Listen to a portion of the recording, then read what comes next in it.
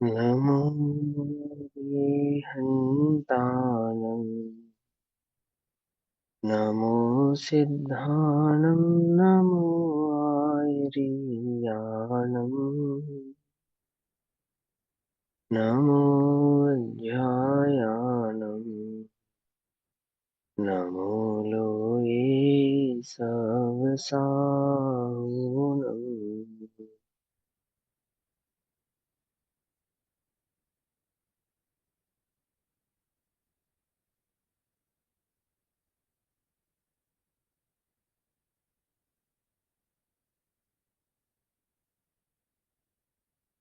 नमः समेसाराय स्वानुभूत्या च कासते चित्स्वभावाय भावाय सर्वभावान्तरच्छिदे।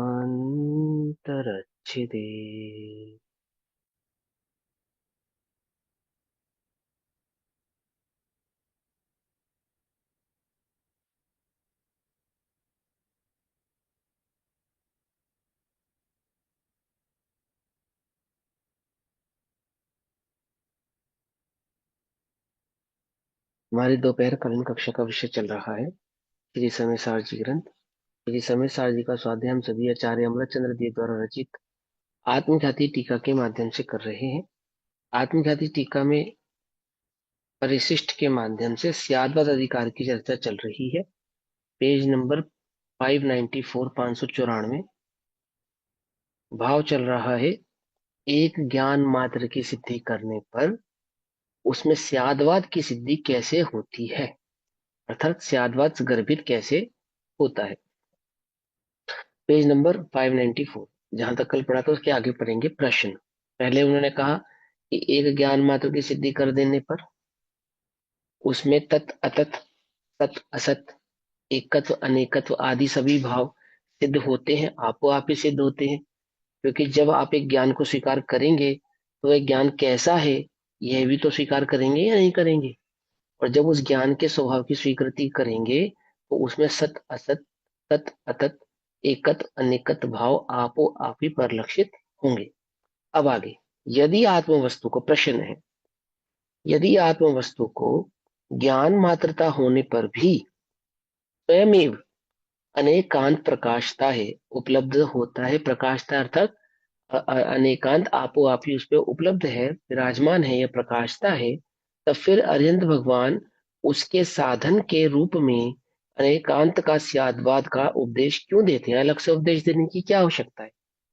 अलग से क्यों बतलाया? प्रश्न कहाँ से उठाया? स्याद्वाद अधिकार लिखने की जो जरूरत पड़ी है वो क्या है? पहली ये कि जब आपने समयसार की टीका की, आचार्य भगवान ने जो समयसार कहा उसमें आत्मा को ज्ञान मात्र कहा। अब हमने आपसे कहा कि ज्ञान मात्र, एक ज्ञान मात्र कह देने पर त्यागवाद का क्या होगा, वस्तु के अनंत धर्मात्मक भाव स्वरूप का क्या होगा।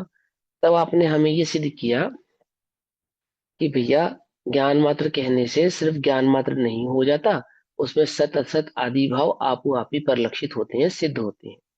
अगर ऐसा है तो भगवान अलग से स्यादवाद की चर्चा क्यों कर रहे हैं? वो भी ज्ञान मात्र कह देते। प्रश्न आया समझ में? क्या प्रश्न है ये? अगर ऐसी बात है तो केवली भगवान ने, जिन्होंने आत्मा को साक्षात जाना है समझा है, वो भी तो आत्मा को ज्ञान मात्र कह देते ना। उन्होंने स्यादवाद अलग से क्यों समझाया? स्यादवाद का स्वरूप अलग से क्यों कहा, अथवा स्यादवाद के माध्यम से आत्मा का स्वरूप क्यों कहा? प्रश्न समझ में आ गया? नहीं समझ में आ गया?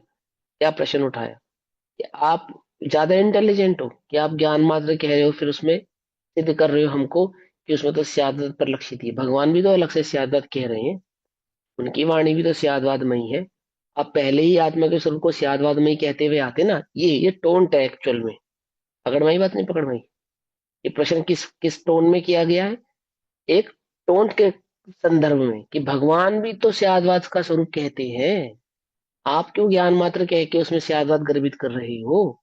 सीधा स्यादवाद से ही क्यों नहीं कह दिया? पकड़ में आ गई बात? क्योंकि प्रश्न समझ में आए तो भाव समझ में आए, उत्तर क्या कहने वाले। अब हम प्रश्न फिर से पढ़े। यदि आत्म वस्तु को ज्ञान मात्र होने पर भी स्वयमेव अनेकांतता प्रकाशता है तो फिर अरिहंत भगवान उसके साधन के रूप में अनेकांत का उपदेश क्यों देते हैं? आ गई बात समझ में? है ना? अब उसका उत्तर सुनो। उत्तर, अज्ञानियों के ज्ञान मात्र आत्म वस्तु की प्रसिद्धि करने के लिए उपदेश देते हैं। ज्ञानियों के लिए थोड़ी करते हैं, वो तो अज्ञानियों के लिए करते हैं। अब देखो, अब यहाँ पे क्या अंतर आता है। सबसे पहले, जो वस्तु को प्रमाण के स्वरूप से, प्रमाण समझते हैं जिसमें स्यादवाद की समस्त शैलियों का समावेश है, उसको प्रमाण कहते हैं। जिसमें वस्तु के सत असत तत् अतत सभी भावों को भली प्रकार से समझाया गया है। ठीक है ना? क्योंकि जब समय सारणी शुरू किया गया तो वहां ऐसा एज्यूम किया गया आचार्यों द्वारा, इस बात को पहले ही मान लिया गया कि ये जो सामने मेरे व्यक्ति बैठा है ये आगम पढ़कर आया है। पकड़ में आ गई बात? नहीं पकड़ में आई? ये तो पहले ही स्वीकार किया गया है कि जो सामने बैठा है इसको व्यवहारने का पूरा ज्ञान है, इसे सब पता है। और उसी प्रकार के उसने प्रश्न उठाए कि परंतु आगम में तो ऐसा कहा है, आगम में तो ऐसा कहा है, और वहां तो उसको करता कहा है, और वहां तो उसको ऐसा कहा है। ऐसे प्रश्न उठे या नहीं उठे? तो जब समय सारजी कहा जा रहा है, शुरू किया जा रहा है, तो ये पहले ही मान लिया गया है कि जो इसको पढ़ने वाला है अथवा जो इसको सुनने मेरे समक्ष बैठा है वो आगम का ज्ञाता तो ऑलरेडी है। पकड़ में आ गई नहीं बात? है ना? बिल्कुल कोरे निपट अज्ञानी की अपेक्षा से नहीं कहा, जिसको जिनवाणी का एक अक्षर भी ज्ञान नहीं है और जिसको पता ही नहीं है आत्मा के छह द्रव्यों का स्वरूप ही नहीं पता, सात तत्वों का स्वरूप ही नहीं पता है, ऐसे बिल्कुल निपट अज्ञानी की अपेक्षा से तो कहा नहीं। है ना? इतना मान लिया गया कि ये व्यक्ति आगम तो पढ़कर आया है। पॉइंट पकड़ में आता है या नहीं पकड़ में आता है? है ना? अब ऐसा नहीं है कि बिल्कुल निपट अज्ञान है उसके वस्तु स्वरूप समझ में नहीं आएगा, ऐसा नहीं है। लेकिन लिखने की शैली की अपेक्षा की बात चल रही है कि जब यहाँ पे ज्ञान मात्र कहा गया था समय सारजी में, तो ये बात तो समझ में आती थी पहले से ही कि जो समक्ष बैठा है वो निपट अज्ञानी नहीं है। वो इतना ज्ञानी तो है कि वस्तु स्वरूप में कहे गए भगवान के व्यवहार आदि भाव को तो समझता है, चरणानुयोग में क्या कहा है अथवा कर्णानुयोग में क्या कहा है, इतना तो ज्ञान इसको है। तो क्या कहते हैं उत्तर में? अज्ञानियों के ज्ञान मात्र आत्म वस्तु की प्रसिद्धि करने के लिए उपदेश देते हैं। क्या उपदेश देते हैं? ऐसा हम कहते हैं। वास्तव में अनेकांत के बिना ज्ञान मात्र आत्म वस्तु ही प्रसिद्ध नहीं हो सकती। इसी को इस प्रकार समझाते हैं। अब देखो उन्होंने क्या स्वीकार किया। उत्तर देने से पहले क्या स्वीकृति की जा रही है? अज्ञानियों के ज्ञान मात्र आत्म वस्तु की प्रसिद्धि करने के लिए उपदेश देते हैं। ठीक है ना? किन ज्ञानियों? अज्ञानियों की, जिन्होंने आत्म वस्तु के स्यादवाद भाव को पकड़ के आत्मा ज्ञान भी है और आत्मा कर्ता भी है, आत्मा ज्ञाता भी है और आत्मा कर्ता भी है, ऐसा जो मानते हैं। पकड़ में है या नहीं पकड़ में? बस अथवा यह आत्मा ज्ञान का कर्ता भी है और ज्ञान के सिवा अन्य भावों का कर्ता भी, अर्थात राग द्वेष का भी करता है, अथवा परद्रव्य का भी करता है, अथवा पुद्गल आदि की पर्यायों का भी करता है, ऐसा जो स्वीकार करते हैं अथवा ऐसा जो मानते हैं, ऐसे अज्ञानियों के लिए ज्ञान मात्र आत्म वस्तु की प्रसिद्धि करने के लिए यह उपदेश देते हैं, ऐसा हम कहते हैं। ठीक आगे, वास्तव में भली प्रकार से यदि आप बात को समझेंगे, सही तरीके सर्वांगीण बात को आप समझेंगे वास्तव में, तो जो अनेकांत के बिना ज्ञान मात्र आत्म वस्तु ही प्रसिद्ध नहीं हो सकती, अर्थात प्रमाण के विषय को समझे बिना यहाँ इस आत्मा को अगर हम ज्ञान मात्र कह देंगे तो ये बात सिद्ध होने वाली नहीं है, ये बात स्वीकार करने वाली नहीं है। ये बात तो समझ ही लो कि जब हमने ज्ञान मात्र कहा है तो उसमें अनेकांत की सापेक्षता को तो पहले रखा है, अनेकांत को तो फर्स्ट रखा है ना? बाद में उसे ज्ञान मात्र कहा है। जिन्होंने अनेकांत तो पढ़ा लेकिन अनेकांत के भाव को नहीं समझ पाए और उन्होंने वस्तु को कैसा मान लिया? उसको वस्तु को कर्ता भी मान लिया और अकर्ता भी मान लिया। ऐसे जीवों के अज्ञान का नाश करने के लिए हमने यहाँ इस आत्मा को ज्ञान मात्र कहा है। और ये तो बात हम भी समझते हैं कि वास्तव में अनेकांत के बिना ज्ञान मात्र आत्म वस्तु की प्रसिद्धि नहीं हो सकती। प्रसिद्धि अर्थात प्राप्ति, प्रसिद्धि अर्थात उपलब्धि नहीं हो सकती। इसी को इस प्रकार समझाते हैं। अब इसी बात को हम इस प्रकार से समझाते हैं। क्या समझाते हैं सुनेंगे हम। स्वभाव से ही बहुत से भावों से भरे हुए इस विश्व में सर्व भावों का स्वभाव से अद्वैत होने पर भी, फिर से बोलूं, देखो, स्वभाव से ही बहुत से भावों से भरे हुए। ये बहुत से भाव मतलब, बहुत से भावों से भरा हुआ मतलब क्या है? पर पर द्रव्य के, पर द्रव्य भाव, जैसे ये अपने जो विकल्प होते हैं तरह तरह के। हाँ ठीक है, लेकिन यहाँ कहते हैं ना, स्वभाव से ही बहुत से गुण भावों गुण से भरे बहुत हुए। से गुणों से भरे हुए। हाँ स्वभाव में बहुत तो से, अच्छा ठीक है, भावों से भरे हुए इस विश्व में, सर्व भावों का। द्रव्य, द्रव्य। हाँ हाँ, अब सुनो, अब मैं दो बातों से समझा देता हूँ आपको। बेसिकली यहाँ पे स्वभाव का, हाँ कोई और भी कुछ कहना चाहता है? नहीं, चलो। स्वभाव का अर्थ है यहाँ पे पर्याय, भावों का अर्थ है यहाँ पे पर्याय। ठीक है। ये जो विश्व है ना, विश्व को अगर आप देखें तो कैसा दिखेगा? तो ये जो छह द्रव्यों से बना हुआ जो विश्व है, इसमें कोई छह द्रव्य थोड़ी परिलक्षित होते हैं। छह द्रव्यों की समस्त पर्याय परिलक्षित होती है। माना विश्व जो परिलक्षित हुआ, ये छह द्रव्यों के मिले जुले भाव परिलक्षित हुए हमको, जिसमें हमें सात नरक, 16 स्वर्ग, मध्य लोक, आदि आदि ये सब भाव, फिर चार गतियां, फिर चार गति के जीव, फिर उनमें इतने सारे भेद, एक इंद्रिय, दो इंद्रिय, तीन इंद्रिय, चार इंद्रिय, है ना? ये सब परिलक्षित हो रहा है, नहीं हो रहा है? ये विश्व में इतना सब कुछ दिखाई दे रहा है। तो यहाँ आप विश्व को इतना मात्र थोड़ी कह सकते हो। एक इंद्रिय से शुरू करो तो संगी पंचेंद्रिय पन्य आता है। फिर तीन लोक आते हैं। फिर तीन लोकों में भी मध्य लोक का स्वरूप कैसा, है ना, नरक का स्वरूप कैसा, स्वर्गों का स्वरूप कैसा, आठ भूमियों का, पांच भूमियों का स्वरूप कैसा, आठ भूमियों का स्वरूप कैसा, आदि आदि, ये सारे भाव उसके अंदर आते हैं। तो क्या कहते हैं, ये पूरा जो विश्व है क्या है? ये स्वभाव से ही बहुत से भावों से भरे हुए इस विश्व में, सर्व भावों का, सभी भावों का, जितनी भी आपको पर्याय नजर आ रही हैं, जितना भी ये परिणमन नजर आ रहा है, सभी भावों का, उनके स्वभाव से ही अद्वैत होने पर भी, अर्थात एक दिखने पर भी, ये पूरे विश्व का परिणमन एक जैसा, एक दिखने पर भी कैसा है? द्वैतता का निषेध करना, अर्थात उसमें द्वैतपना नहीं है, ऐसा कोई माने, ऐसा नहीं हो सकता। अशक्य होने से समस्त वस्तु स्वरूप में प्रवृत्ति और पर रूप से व्यक्ति रूप के द्वारा दोनों भावों से अध्यासित है। अध्यासित है अर्थात समाहित है। द्वैत और अद्वैत दोनों भावों से अध्यासित है अर्थात समाहित है। ये पूरे विश्व को देखो तो एक दिखने पर भी एक नहीं है। ये शरीर की एक क्रिया दिखने पर भी, ये शरीर की क्रिया एक द्रव्य की क्रिया नहीं है। ठीक है ना? एक दिखने पर भी।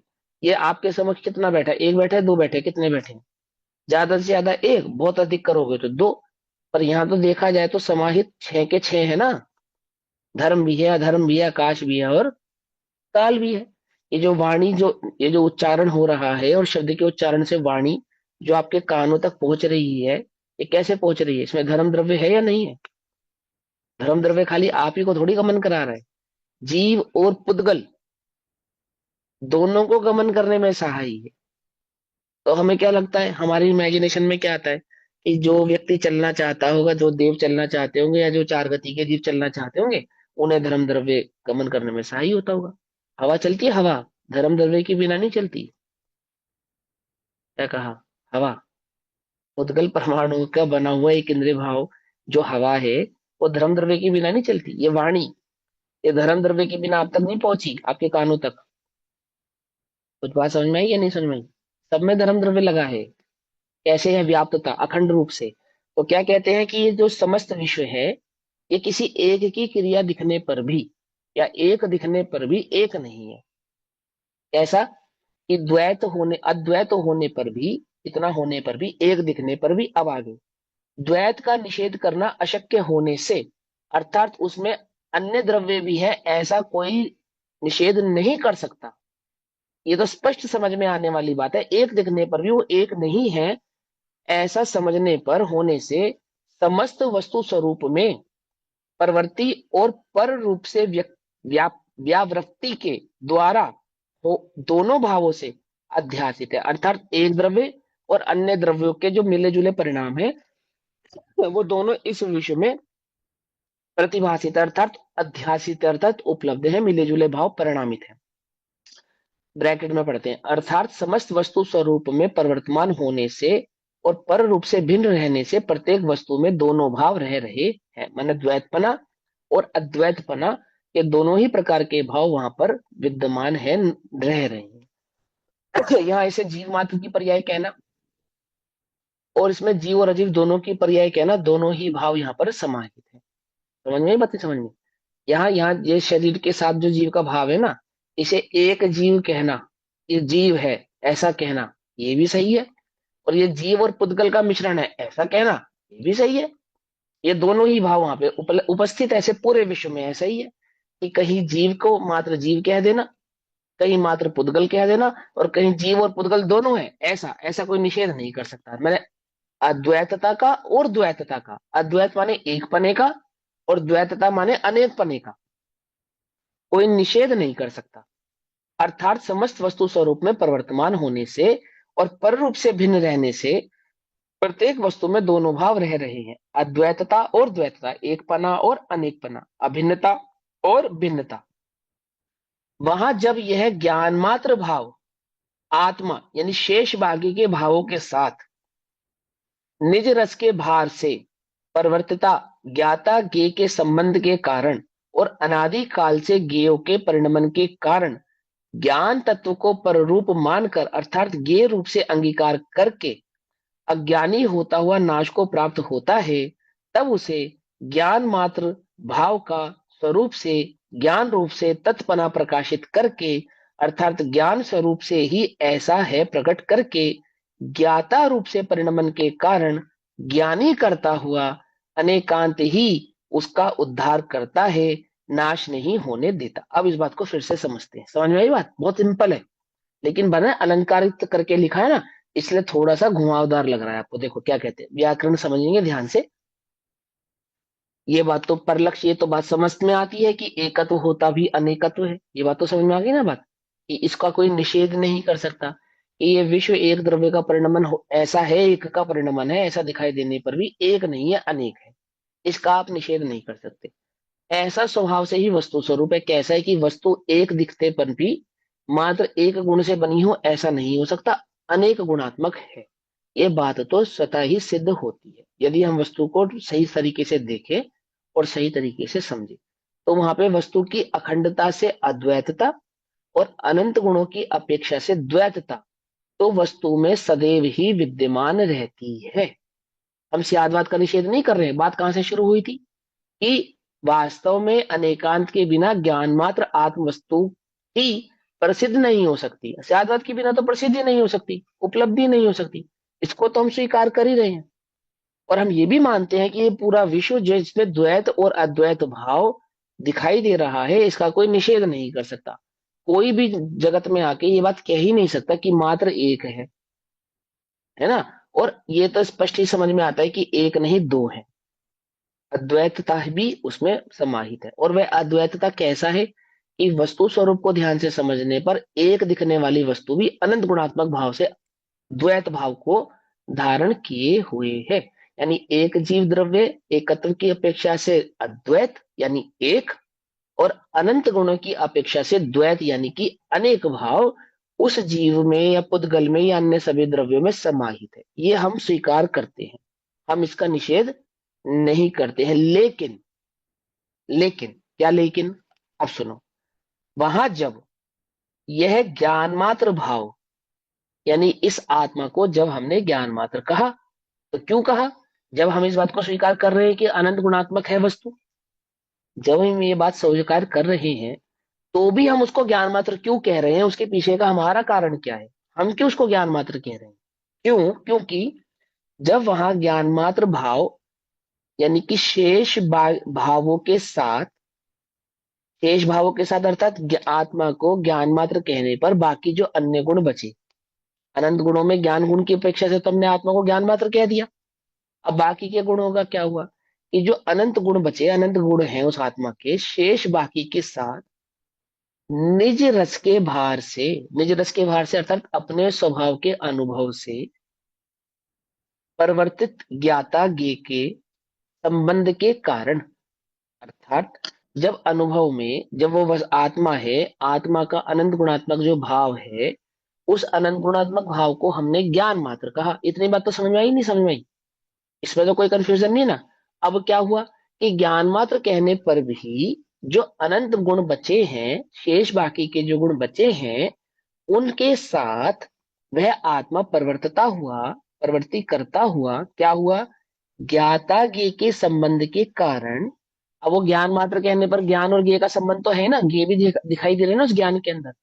तो उस आत्मा की जो प्रवृत्ति हो रही है, अर्थात उस आत्मा का जो परिणमन हो रहा है, अनंत गुणात्मक आत्मा का परिवर्तन, परिणमन, और उस ज्ञान में ज्ञेय का परिणमन, ज्ञान ज्ञेय संबंध का परिणमन, है ना, इस सबके कारण, और अनादि काल से ज्ञेयों के परिणमन के कारण, अर्थात अनादि काल से उस ज्ञान स्वभाव की दृष्टि किए बिना, अपने ज्ञान भाव की दृष्टि किए बिना, और ज्ञान में जो परिलक्षित ज्ञेय हो रहे थे उन्हीं की आसक्ति के कारण, उन्हीं की और दृष्टि के कारण, उसी की लुब्धता के कारण, पकड़ में ही बात नहीं, पकड़ में प्रवृत्ति तो आत्मा की ज्ञान के साथ अनंत गुणों की हो रही है, लेकिन उस ज्ञान स्वरूपी आत्मा की अनंत गुणों की प्रवृत्ति में वो जो ज्ञेय झलक रहे हैं ना अनादिकाल से, उन ज्ञेयों की दृष्टि करने के कारण, उन ज्ञेयों की ओर अपने उपयोग को लगाए रहने के कारण, और ज्ञान स्वभाव को नहीं जानने के कारण, क्या मानता है वो, ये जो ज्ञेय मुझ में झलक रहे हैं ना, जो ज्ञान ज्ञेय में जानने में जो ज्ञेय आ रहे हैं,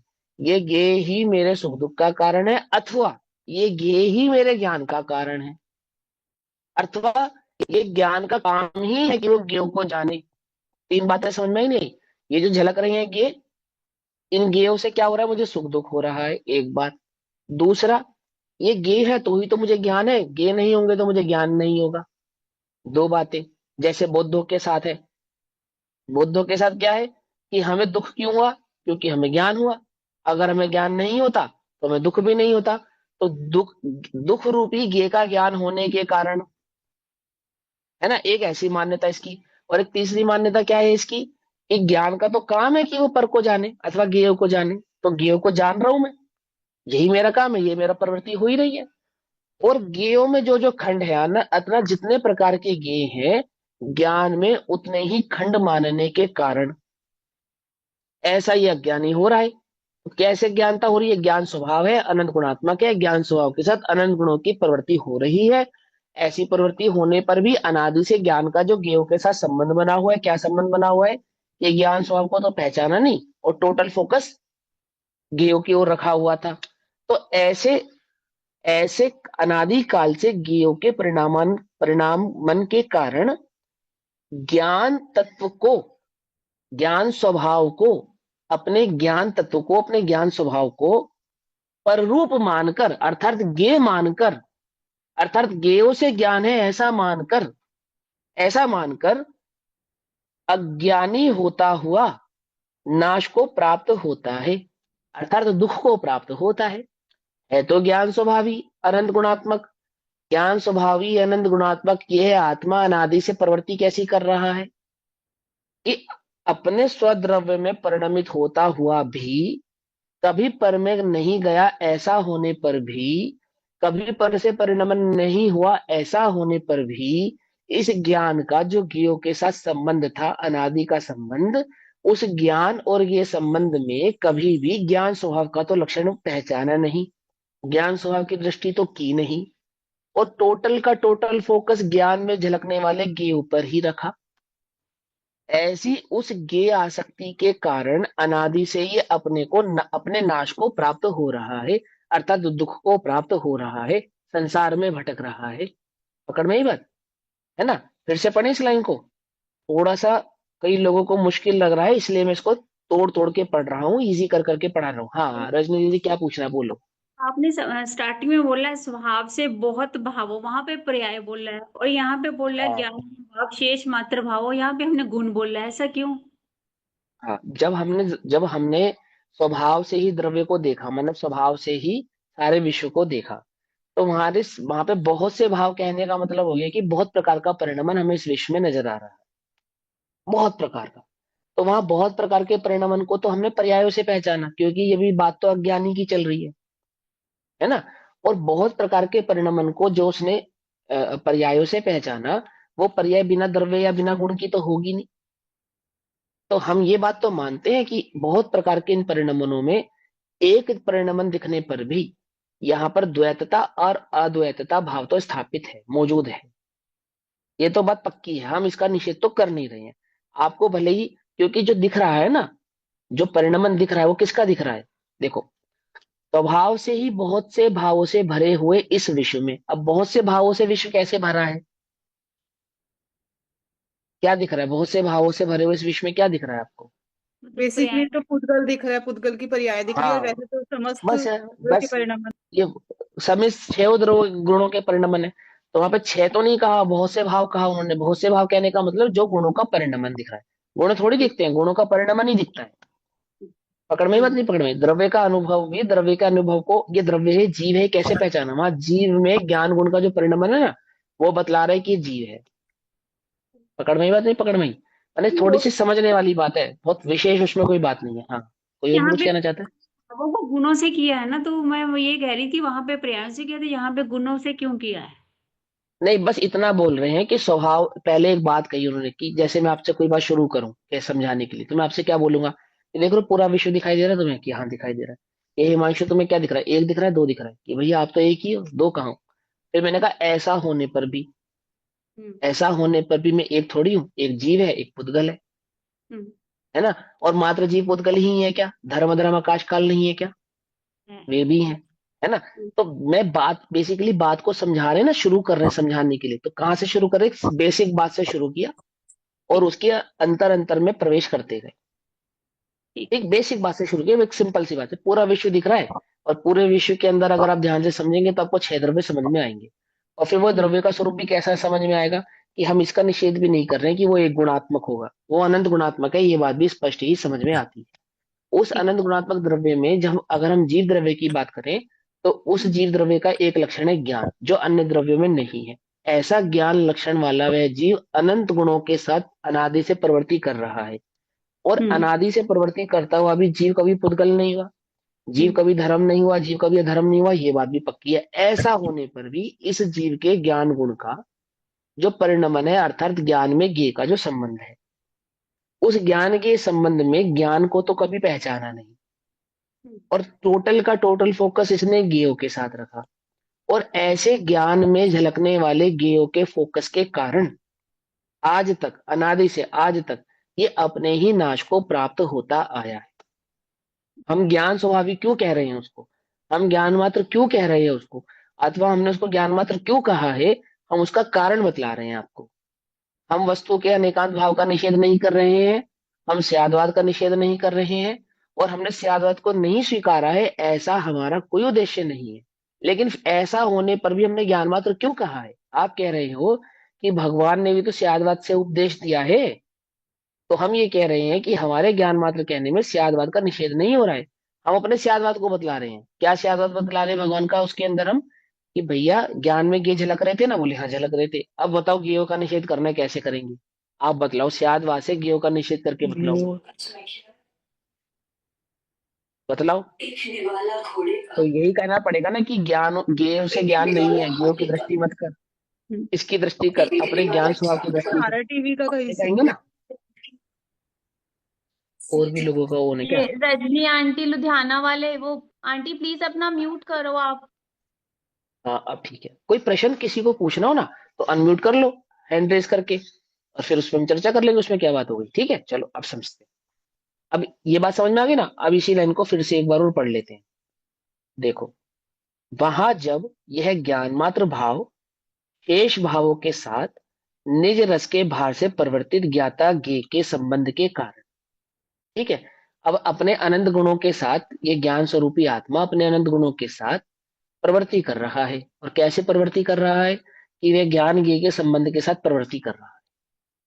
ठीक है, उस ज्ञान ज्ञेय संबंध से प्रवर्तता हुआ अनादि काल से ही ज्ञेयों के परिणमन के कारण, ज्ञेयों के परिणमन के कारण अर्थात ज्ञेय लुब्धता के कारण, ज्ञेय आसक्तता के कारण, अथवा उपयोग का बहिर्मुखी जो ज्ञेयों के प्रति फोकस है उसके कारण क्या हुआ? ज्ञान तत्व को पररूप मानकर, अर्थात ज्ञेयों से ही ज्ञान है ऐसा मानकर, अथवा ज्ञेय ही ज्ञान है ऐसा मानकर। तो क्या कहा उन्होंने? ज्ञान तत्व को, ज्ञान तत्व माने कहने का तात्पर्य संपूर्ण आत्मा को, एक ज्ञान अपेक्षा मात्र नहीं है। ज्ञान तत्व कहने पर ज्ञान ही आत्मा है, आत्मा ही ज्ञान है। ठीक है ना। लेकिन अब आत्मा को तो कैसे पहचाने जब अपने ज्ञान स्वभाव को ही नहीं पहचानता। दिखता टोटल का टोटल सारा ज्ञेय यानी कि पर पदार्थ था। तो वहां फोकस होने पर क्या होता गया, उसको ज्ञेय से ही ज्ञान है, अर्थात ये जो ज्ञेय जो मुझे दिखाई दे रहा है यही मैं हूँ। ये जो ज्ञेय ज्ञान में झलक रहे हैं यही मेरा भाव है, यही मेरा स्वरूप है। ऐसा ऐसा अपने निजी तत्व को क्या करता गया, वो परतत्व करता गया। तो ज्ञान तत्व को पर रूप मानकर, अर्थात ज्ञेय रूप से अंगीकार करके, ठीक है ना, अज्ञानी होता हुआ नाश को प्राप्त होता है, अर्थात दुख को प्राप्त होता है। फिर तब उसे तब उसे ज्ञान मात्र भाव का, अर्थात अपने ज्ञान स्वभाव का, अरे तो ज्ञानी है ऐसा कहकर, और स्वरूप से अर्थात ज्ञान रूप से तत्पना प्रकाशित करके ये कहकर कि तू ज्ञेय नहीं है, तो ज्ञान मात्र ही है, ये ज्ञान ज्ञेय रूप नहीं है, ज्ञेयों से तेरा कोई संबंध नहीं है, ज्ञान भाव मात्र तू है, ऐसा तत्पना करके, ज्ञेयों से अतत्पना करके और ज्ञान से तत्पना करके। तत्पना करके मतलब कि ज्ञान की दृष्टि कर, ज्ञेयों की दृष्टि मत कर, अपने ज्ञान लक्षण को पहचान, अपने ज्ञान स्वभाव को पहचान, इन ज्ञेयों की दृष्टि करना छोड़, इस ज्ञेयों से अपने उपयोग को हटा। ऐसा अर्थात ज्ञान ज्ञान रूप से ही है ऐसा प्रकट करके, ये जो ज्ञान है इस ज्ञान के होने का कारण कोई ज्ञेय नहीं है, इस ज्ञान होने के कारण, इस ज्ञान की प्रवृत्ति का कारण कोई ज्ञेय नहीं है। सहज जानन जानन भाव है, क्यों है, क्योंकि ज्ञेय है ऐसा नहीं है। मैं जान पा रहा हूं क्योंकि ज्ञेय है ऐसा नहीं है। यदि ज्ञेय नहीं होते तो मैं किसी को जानता, ऐसा नहीं। ऐसा नहीं, क्या कहते हैं, टोटल ज्ञेयों का तो फोकस तोड़कर छुड़वाकर वहां से हटाकर और एक ज्ञान को लक्षित कराने के लिए ज्ञान को टारगेट करते हैं, एक ज्ञान भाव में स्थिर करने के लिए उसको ऐसा कहते हैं, क्या कहते हैं कि ज्ञान पने से तत्पना प्रकाशित करके, अर्थात ज्ञान ज्ञान रूप से ही है ऐसा प्रकट करते हैं, और ज्ञाता रूप से परिणमन के कारण ज्ञानी करता हुआ, अर्थात क्या कहा, ज्ञाता रूप से कि तू जानने वाला है, तो ज्ञाता है, तो जाननहार है, ऐसा ज्ञान रूप से ज्ञाता रूप से परिणमन के कारण ज्ञानी करता हुआ अनेकांत ही उसका उद्धार करता है, नाश नहीं होने देता। वहां ज्ञान स्वभाव का ही निर्णय कर कर, ज्ञेयों का निषेध कर कर, ज्ञानी होता हुआ अपने ज्ञान स्वभाव में स्थिर होता हुआ वहां पे स्यादभाव भाव अनंत गुणों का उद्धार करता है। अनंत गुणात्मक आत्मा की ही सिद्धि होती है, कोई ऐसा नहीं कि ज्ञान मात्र की वहां पे हमने सिद्धि कर दी है। ज्ञाता रूप से परिणमन के कारण ज्ञानी करता हुआ, अर्थात ज्ञान भाव का अनुभव करता हुआ, अपने को ज्ञाता मानता हुआ, ऐसा अनुभव करता हुआ अनेकांत ही उसका उद्धार करता है, नाश नहीं होने देता। क्योंकि वो तो शैली है ना, सियाद मत, तो वहां तो जब वस्तु समझ में आएगी तो समझ में आएगी आगे। और जब वह ज्ञान मात्र भाव वास्तव में यह सब आत्मा है, क्या कहा था, ज्ञान ही आत्मा है, आत्मा ही ज्ञान है, ये कहा था हमने समय सारजी में। आचार्य भगवान कह रहे हैं आपसे कि हाँ भगवान आपने कहा था। तो जब और जब ज्ञान मात्र भाव, अगर हमने जब ज्ञान मात्र भाव कहा, ऐसा होने पर भी जैसे ही ज्ञान स्वभाव की दृष्टि करता है, वास्तव में ज्ञान स्वभाव की दृष्टि करेगा तो क्या समझ में आया, अहो वास्तव में यह सब आत्मा है, अर्थात ज्ञान ही आत्मा है। पकड़ में ही बात। यानी लक्षण से किसको पहचानेगा, वो लक्ष्य को पहचानेगा, गुण से गुणी को पहचानेगा, धर्म से धर्मी को पहचानेगा। तो ओहो ये ज्ञान ही आत्मा है, ज्ञान ही आत्मा है। तो पूरा द्रव्य आएगा नहीं आएगा उसके जानने में। तो क्या कहा, ज्ञान मात्र भाव वास्तव में यह सब आत्मा है। इस प्रकार अज्ञान तत्व को स्वरूप से, अर्थात ज्ञान स्वरूप से मानकर, फिर से बोले, इस प्रकार अज्ञान तत्व को स्वरूप से अर्थात ज्ञान स्वरूप से मानकर अंगीकार करके विश्व के ग्रहण द्वारा अपना नाश करता है। फिर बोले देखो, और जब यह ज्ञान मात्र भाव वास्तव में यह सब आत्मा है। अब दो बातें समझेंगे इस लाइन के अंदर, कि ज्ञान ने जब ये झलक रहे थे, स्वीकृति जब ज्ञान की करेगा तब क्या समझ में आएगा, ओहो यह आत्मा है। लेकिन अभी गड़बड़ हो गई। गड़बड़ क्या हो गई, जब ज्ञान की स्वीकृति नहीं कर रहा था तब ज्ञेय को यह आत्मा ऐसा मान रहा था। पकड़ में ही बात, नहीं पकड़ में ही? कुछ बात समझ में आती है। जब ज्ञान के लक्षण ज्ञान स्वभाव से लक्षित करेगा अपने आत्म तत्व को, तब भी आत्मा पकड़ में आएगा, तब ज्ञान स्वभाव ही आत्मा पकड़ में आएगा। लेकिन मिथ्या दृष्टि के साथ क्या हो रहा है कि ज्ञान में झलकने वाले जो ज्ञेय है, उन ज्ञेयों की दृष्टि करने से क्या परिलक्षित हो रहा है, ये जो ज्ञेय है ना यही आत्मा है, यही मैं हूं। जिसको भी जान रहा है, देह को मैं मान रहा है। देह क्या है, क्या है देह, पर द्रव्य है या नहीं है। और ज्ञान पर द्रव्य, इस पर द्रव्य को ज्ञेय स्वरूप ही जान रहा है ना, ज्ञेय स्वरूप ही जानता है ना, आत्मा तो जानता है मत। तो क्या कहा उसने, उसने जिस पर द्रव्य को जाना, अर्थात जहां उसने ज्ञेय लुब्धता की है, ज्ञेयों की दृष्टि की है, वहां उसमें आत्मपना यानी कि मैं पना स्थापित किया है कि यह मैं हूं। ज्ञान में झलकने वाले ज्ञेयों में क्या स्थापित किया है, यह मैं हूं। कौन मैं हूं, ज्ञान में हूं या ज्ञेय में हूं, कौन गे हूं, मैं हूँ, गे मैं हूँ ज्ञेय ऐसा। में हूं, है ना। जब करेगा ज्ञान में हूं तब आत्मा पकड़ में आएगा। तब अभी क्या कर रहा है ज्ञानी, ज्ञेय में हूं। तो जो मैं नहीं हूं ऐसे ज्ञेयों में जो अहम परा धारण किया, ये मैं हूं ऐसा माना, तब क्या हुआ, तब इसका नाश हुआ। तो अब और जब वह ज्ञान मात्र भाव है, तो ज्ञान मात्र भाव यानी कि आत्मा, ज्ञान मात्र भाव यानी आत्मा, वास्तव में यह सब आत्मा है। यह सब आत्मा अर्थात जो ज्ञान में झलक रहा है ना ज्ञेय भाव, यह सब आत्मा है। इस प्रकार अज्ञान तत्व को स्वरूप से अर्थात ज्ञान स्वरूप से मानकर, निज भाव मानकर, अंगीकार करके विश्व ग्रहण द्वारा अपना नाश करता है, अर्थात ज्ञेयों से अपने नाश को प्राप्त होता है। ज्ञान में झलकने वाले ज्ञेयों में अहमपना धारण करके अपने ही नाश को यह जीव प्राप्त होता है। आगे, सर्व जगत को निज रूप मानकर उसका ग्रहण करके जगत से भिन्न ऐसे अपने को नष्ट करता है। पकड़ में बात, सर्व जगत को निज रूप मानकर, सारे जगत को निज रूप कैसे मानता है, सारे जगत को निज रूप मानने का तात्पर्य बस इतना है कि ज्ञान में जो भी झलका उसमें जो अहमपना धारण किया, उस अहमपना के कारण अपने ज्ञान स्वभावी आत्मा का नाश करता है, अर्थात दुख को प्राप्त होता है। तब उस ज्ञान मात्र भाव का पर रूप से अततपना प्रकाशित करके, ओहो ये ज्ञेय तेरा स्वभाव नहीं है, तू ज्ञेय नहीं है, ज्ञेयों की दृष्टि छोड़, ऐसा करके, अर्थात ज्ञान रूप पर रूप नहीं है ऐसा प्रकट करके, विश्व से भिन्न ज्ञान को दिखाता हुआ अनेकांत ही उसे अपना ज्ञान मात्र भाव का नाश करने नहीं देता है। एक अनेकांत ही उसका नाश करने नहीं देता है। कैसा अनेकांत, ज्ञान और ये भिन्न है ऐसे भिन्न भाव को, तत् और अतत, ज्ञान में झलकने वाला गे भाव, ज्ञान और गे दो बातें समझ में आई। इसमें क्या तत् है और क्या अतत है, ये गे अतत है और ज्ञान तत् है। ये आगे ना सियादवाद हो गया नहीं हो गया, कि जब हमने ज्ञान स्वभाव की दृष्टि कराई थी उसको, अर्थात आत्मा को ज्ञान मात्र कहा था, तो उसमें ये सियादवाद अपने आप ही गर्भित था कि जो ज्ञान में झलकने वाला गे है वो तू नहीं है, अतत, और ये जो ज्ञान स्वभाव है ये तू है, ये तत्। अनादि से अतत को तत् मानकर, अर्थात ज्ञेयों को ज्ञान मारकर अपने नाश को प्राप्त हो रहा था। तो हमने इसको उपदेश दिया, जो अतत है उसको अतत जान, अर्थात ये ज्ञान नहीं है ऐसा पहचान, और जो ज्ञान है वह तत् है यानी कि तू है ऐसा पहचान। ऐसे ज्ञान स्वभाव में तत्पना स्थापित होने पर अपने नाश को प्राप्त नहीं होता है। फिर से पढ़ते हैं, तब उस ज्ञान मात्र भाव का अर्थात पर रूप से अतत्पना प्रकाशित करके, ज्ञेय की अपेक्षा से उसका अतत्पना प्रकाशित करके, और ज्ञान रूप से विश्व से भिन्न ज्ञान को दिखाता हुआ, समझ में बात, अर्थात ज्ञान पर रूप नहीं है ऐसा प्रकट करके, विश्व से भिन्न यानी अनंत अन्य सभी द्रव्यों से भिन्न एक ज्ञान है, इस ज्ञान को दिखाता हुआ अनेकांत ही, ये अनेकांत ये स्यादवादी तो है जो कह रहा है कि पर से भिन्न और स्व से अभिन्न, पर से अतत और स्व से तत्, ऐसा ये स्यादवाद ही तो है जो इसे अपने स्वरूप का भान कराकर पर से होने वाले नाश से रोकता है, अपने नाश करने से रोक रहा है। अनेकांत ही उसे अपना नाश करने नहीं देता है।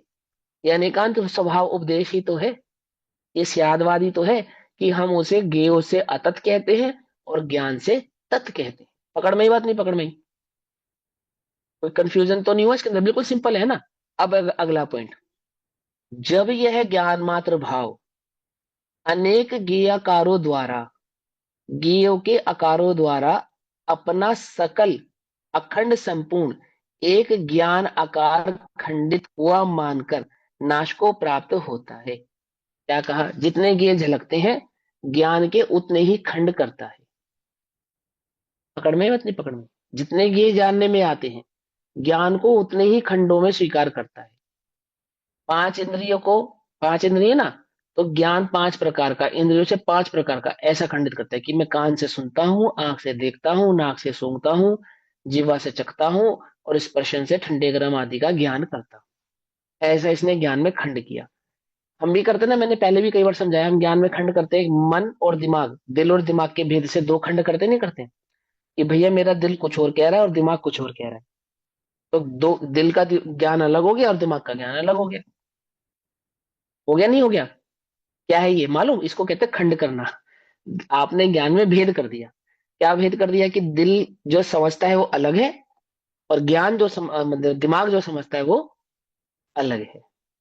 पकड़ में ही नहीं? पकड़ में? ऐसे अज्ञानी ज्ञान के बहुत सारे खंड करता है। कैसे खंड करता है? कि जितने ये हैं उतने खंड करता है। कि मेरा एक ज्ञान तो ऐसा कह रहा है और मेरा एक ज्ञान ऐसा कह रहा है। अथवा अथवा मति श्रुत अवधि मनपर्य और केवल, ऐसे 5 ज्ञान है या नहीं है? 5 है ना? नहीं है। अब इसको कह रहे हैं कि ऐसा खंड करता हुआ। तो ज्ञान के संदर्भ में इसने जितने भी खंड किए, जितने भी करे, अब अज्ञानी है किसी भी अपेक्षा से कैसे भी करे।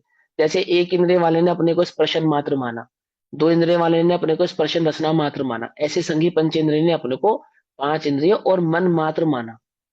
है या नहीं? है तो ज्ञान मात्र, लेकिन क्या माना?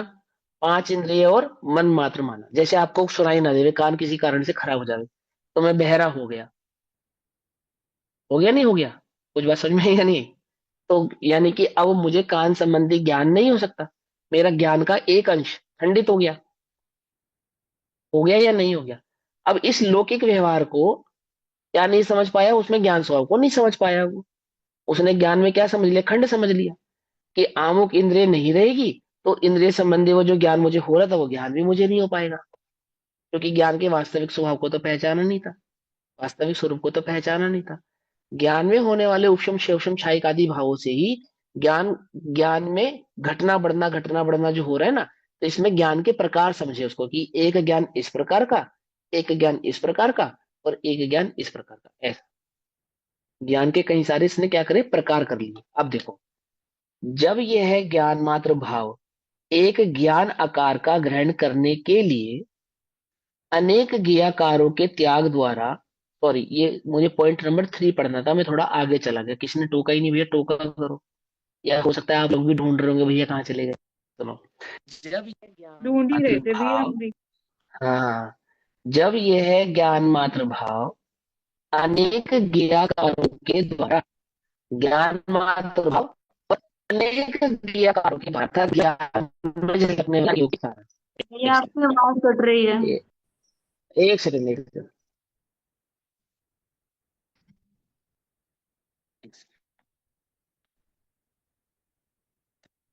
अभी आ रही है? तो नहीं कट रही? चलो, जब यह है ज्ञान मात्र भाव अनेक ज्ञाकारों के द्वारा, अर्थात ज्ञेयों के आकारों द्वारा अपना सकल एक ज्ञान आकार खंडित हुआ मानकर नाश को प्राप्त होता है। जब यह जीव ज्ञान की दृष्टि तो करता नहीं और ज्ञेयों की दृष्टि करता है, और ज्ञेयों के दृष्टि करने पर और ज्ञान की दृष्टि नहीं करने पर जैसे जैसे ज्ञेय बदलते हैं ऐसे ऐसे मेरा ज्ञान बदलता है। ऐसे अपने ज्ञान को जो खंडित करता है, सतत जानन जानन भाव को जो खंडित करता है, ज्ञेयों की दृष्टि होने के कारण, एक ज्ञान की दृष्टि होगी तो सतत धारा सुख की बहेगी या नहीं बहेगी? कॉन्टिन्यूटी में बहेगी ना, उसमें कोई फ्लक्चुएशन होगा? लेकिन अभी जो धारा बहती है, दुख कम दुख ज्यादा दुख, दुख कम दुख ज्यादा दुख, मैं इसको सुख दुख नहीं कह रहा, लेकिन समझने की अपेक्षा से सुख दुख सुख दुख सुख दुख सुख दुख सुख दुख, क्यों हो रहा है ये? ज्ञान खंडित हो रहा है। खंडित हो रहा है इन सेंस, ज्ञान भाव की तो दृष्टि नहीं है, ज्ञेयों की दृष्टि है। ज्ञेयों की दृष्टि होने से क्या हो रही है? एक अखंड धारा, जो ज्ञान की अखंड धारा थी वो तो रही नहीं, और वो जो ज्ञेयों का खंडितपन है, अर्थात जो ज्ञेयों का बदलना है विभिन्न प्रकार के, ऐसे ही वो विभिन्न प्रकार के ज्ञेयों में लुप्तता होती है। तो उससे क्या करता है? अपने अखंडित ज्ञान को वह खंडित हुआ मानता है, उसमें भेद मानता है, उसमें किसी प्रकार के अंतर है ऐसा मानता है, उसमें कई प्रकार के सुख दुख आदि सभी भावों को पहचानता है ना? तब उस ज्ञान मात्र भाव का अर्थात द्रव्य से एकत्व प्रकाशित करता हुआ, उस आत्म भाव से, उस ज्ञान भाव के साथ उसका एकत्व प्रकाशित करता हुआ अनेकांत ही उसे जीवित रखता है, नष्ट नहीं होने देता। अर्थात वह अनेकांत ही उसे जीवित रखता है, यह कहकर कि ये गे तू नहीं है, ज्ञान तू है। गेयों में ज्ञान, ज्ञान में गे झलक तो रहे हैं, लेकिन झलकने पर भी तू ज्ञान मात्र है, गे मात्र नहीं है, तू गे नहीं है। गे कृत अशुद्धता ज्ञान में नहीं आती, गे कृत खंडता ज्ञान में नहीं आती। विभिन्न प्रकार के गे झलकने पर भी ज्ञान अखंडित ही रहता है, ऐसा कहने वाला ये स्यादवाद ही है। आगे, और जब यह ज्ञान मात्र भाव एक ज्ञान आकार का ग्रहण करने के लिए अनेक ज्ञाकारों के त्याग द्वारा अपना नाश करता है। फिर से पढ़ें, देखो। और जब यह ज्ञान मात्र भाव एक ज्ञान आकार का ग्रहण करने के लिए, किसको ग्रहण करने के लिए? ज्ञान स्वभाव को ग्रहण करने के लिए। और हो क्या रहा है? अनेक ज्ञाकारों के त्याग द्वारा अपना नाश करता है। कैसे करता है? अर्थात ज्ञान में जो अनेक ज्ञों के आकार आते हैं उनका त्याग करके अपने को नष्ट करता है। मुझे ये जानने में ना आए, मुझे ये जानने में ना आए, मुझे ये जानने में ना आए, ऐसा नष्ट करता है नहीं करता अपने ज्ञान को? बोलो, अच्छी बात ज्ञान का विषय बने या बुरी बात ज्ञान का विषय बने? ज्ञान का विषय क्या बने? तो यह आमुक पदार्थ मेरे ज्ञान का विषय बने और आमुक पदार्थ मेरे ज्ञान का विषय नहीं बने, मेरे कुछ भी जानने में ना आए। निर्विचार निर्विकल्प किसको समझता है? ये कुछ भी जानने में नहीं आना, ऐसा ज्ञेयों का निषेध करता हुआ वास्तव में ज्ञेयों का निषेध ना करके वो ज्ञान का ही निषेध जब करने लगता है कि जानना ही दुख है। कुछ बात समझ में आई या नहीं? बौद्धों की भांति बौद्धों ने किसका निषेध किया? बोलो, ज्ञेयों का निषेध किया या ज्ञान का निषेध किया? ज्ञान का। बौद्धों ने किसका निषेध? ज्ञान का ज्ञान। निषेध किया। क्या निषेध किया? कि दुख मेरे का कारण कौन है, ज्ञान है या ज्ञेय? ज्ञान है, अगर मेरा ज्ञों को ना देखता तो मैं दुखी ना होता। दुख ही नहीं होता। तो बेसिकली ज्ञेयों का निषेध करने के नाम पर किसका निषेध करता गया? ज्ञान का ही निषेध करता गया। तो क्या कहते हैं? और जब यह ज्ञान मात्र भाव है, तो ज्ञान मात्र भाव एक ज्ञान आकार का ग्रहण करने के लिए, एक ज्ञान आकार को ग्रहण करने के लिए कर क्या रहा है? अनेक ज्ञाकारों के त्याग द्वारा अपना नाश करता है। कैसे नाश करता है? ज्ञान में जो अनेक ज्ञों के आकार आते हैं ना, उनका त्याग करके अपने को नष्ट करता है। तब उस ज्ञान मात्र भाव का पर्यायों से अनेकत्व प्रकाशित करता हुआ अनेकांत ही उसे अपना नाश करने नहीं देता। अर्थात ज्ञान और ज्ञेय के संबंध में जो पर्याय भाव है, ज्ञान में जानने की भाव जो ज्ञेय की पर्याय भाव है, उसका ज्ञान कराते हैं उसको कि भाई सुन, मेरी बात सुन। क्या सुन? कि ज्ञेय जानने में नहीं आते हैं, इससे ज्ञान प्रकट नहीं होगा। ज्ञान स्वभाव की दृष्टि करने से ही मात्र ज्ञान प्रकट होता है, ऐसा उसे जब हम ज्ञान कराते हैं। उस ज्ञेयों के निषेध में जब वो ज्ञान का ही निषेध कर रहा था, पकड़ में ये बात नहीं? पकड़ में? दृष्टि किसकी करनी थी? ज्ञान की। ये तो ज्ञान का स्वभाव है ना, उसमें ज्ञान और ये संबंध सदैव बना रहेगा, जानने में कोई ना कोई हमेशा आता ही रहेगा। वो कोई जानने में ना आए, इसका जो निषेध कर रहा था। तो क्या कहते हैं कि अर्थात ज्ञान में जो अनेक ज्ञेयों के आकार आते हैं उनका त्याग करके अपने को नष्ट करता है। अपने को कैसे नष्ट करता है? कि जानने में ना आए, ऐसी चेष्टा करता है, ऐसी चेष्टा करता है। तब उस ज्ञान मात्र भाव का पर्यायों से अनेकत्व प्रकाशित करता हुआ, पर्यायों से अनेकत्व प्रकाशित करता हुआ अर्थात ज्ञान का पर्यायों के साथ ज्ञान ज्ञान की पर्यायों का स्वरूप समझाते हुए कि जानना ज्ञान का कैसे भाव है, अर्थात उसमें मति श्रुत आदि अवधि मन पर ज्ञानों में किस किस प्रकार से पर लक्षित होते हैं, जानने में आते हैं, आदि आदि इस प्रकार के बहुत सारे भाव समझाते हुए ज्ञान का स्वभाव प्रकाशित करते हैं। अनेकांत ही उसे अपना नाश करने नहीं देता है। जब यह ज्ञान मात्र भाव जानने में आने वाले ऐसे पर द्रव्यों के परिणमन के कारण ज्ञात द्रव्य को पर द्रव्य रूप मानकर अंगीकार करके नाश को प्राप्त होता है, तब कब? जब यह ज्ञान मात्र भाव जानने में आने वाले ऐसे पर द्रव्यों के परिणमन के कारण, अर्थात जो ज्ञेय जानने में आ रहे हैं उन ज्ञेयों में भी तो परिणमन हो ही रहा है ना। परद्रव्य जो जानने में आ रहा है उस परद्रव्य में परिणमन होगा या नहीं होगा? वो भी तो पर्याय वाला है। उसके परिणमन के कारण अपने ज्ञात द्रव्य को परद्रव्य रूप से मानकर, अर्थात उसके परिणमन को अपना परिणमन मानकर, ज्ञेय के परिणमन को अपना परिणमन मानकर, ज्ञेयों में होने वाले परिणमन को ये मेरा परिणमन है ऐसा मानकर, जो भी जानने में आया, पुद्गल जानने में आया, पुद्गल के परिणमन को अपना परिणमन मानकर, क्या कहा आचार्य देव ने? द्रव्य कर्म और भाव कर्म और नो कर्मों से भिन्न, ऐसा कहा ना। तो नो कर्म के परिणमन को मेरा परिणमन है, द्रव्य कर्म के परिणमन को मेरा परिणमन है, और इस द्रव्य कर्म और भाव कर्म में एकत्वता के कारण जो उत्पन्न हुआ था भाव कर्म, उस भाव कर्म के परिणमन को भी यह मैं हूं, क्रोध मैं हूं, मान मैं हूं, माया मैं हूं, ऐसा ऐसा ऐसा पर द्रव्य रूप से मानकर अंगीकार करके नाश को प्राप्त होता है। तब तब उस ज्ञान मात्र भाव का स्वद्रव्य से सतत प्रकाशित करता हुआ अनेकांत ही उसे जिलाता है, अर्थात नष्ट नहीं होने देता। उन सभी भावों से भिन्न कि पर के परिणमन से ज्ञान का परिणमन नहीं होता है। ज्ञान में जो पर का परिणमन जानने में आता है, ऐसा होने पर भी ज्ञान परिणमित हो जाए, ऐसा होता नहीं है। ऐसा ज्ञान कराने वाला ये स्यादवादी ही है, जो उसे निज से तो सत्व और पर से असत्व ऐसा परिलक्षित करता है। और अंतिम, जब वह ज्ञान मात्र भाव सर्वद्रव्य में ही हूं, अर्थात सर्वद्रव्य आत्मा ही है, ये छह द्रव्य में ही हूं, जब वह ज्ञान इन छह द्रव्यों में एकत्व पने को धारण करता है, सभी छह द्रव्यों में अहम पने को धारण करता है, इस प्रकार पर द्रव्य को ज्ञात द्रव्य रूप से मानकर अंगीकार करके अपना नाश करता है, तब उस ज्ञान मात्र भाव का पर द्रव्य से असत्व प्रकाशित करता हुआ, अर्थात आत्मा पर द्रव्य रूप से नहीं है, पर द्रव्य से नहीं है, पर गुण से नहीं है, पर पर्याय से नहीं है, पर आकार से नहीं था, अब पर द्रव्य से नहीं है, इस प्रकार प्रकट करता हुआ अनेकांती उसे अपने नाश को प्राप्त करने नहीं देता है। अब हमने जो छह छह भाव पीछे पढ़े थे, उन छह भावों को अलग अलग प्रकार से यहाँ पे समझाया। कौन कौन से छह भाव पढ़े थे हमने, देखो।